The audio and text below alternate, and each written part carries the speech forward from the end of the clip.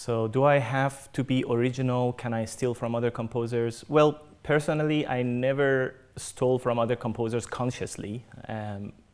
Sometimes you start doing things and then in the middle you realize, oh, this actually sounds like this thing that I heard from some other person. But well, that's also a whole big chain of art growing within the history. So we can't go against it even if we want to. Because the idea is that there is a kind of language that we are using for poetry. I can't make a new language. There is a language that exists there. There are rhetorics that are defining for us how that language is going to affect other people.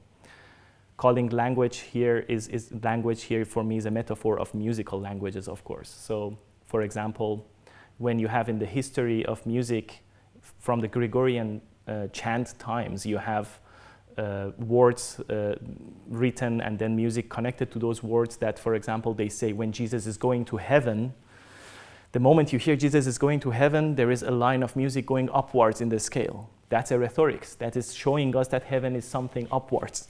And that rhetoric exists in music until nowadays. They are our basic material. We can add branches to them. They are our roots. We can add branches to them.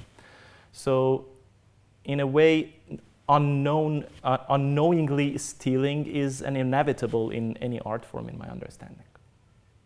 And there's also another aspect, of course, to what we call stealing, which I don't think is really stealing, is that for anyone who wants to learn something new to do, one of the basic methods for us humans is to redo something that a master has done, regardless of which kind of work that is that we want to learn. If it's making a glass, if it's a poetry, if it's making a house, we learn through redoing what another person has done.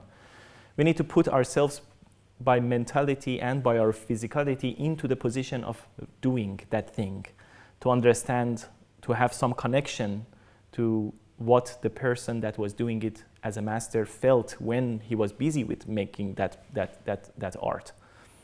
And that is a very great method of learning. So I actually encourage people to redo, like to listen, for example, to a symphony orchestra and without seeing the notation, try to renotate what is composed by another master composer.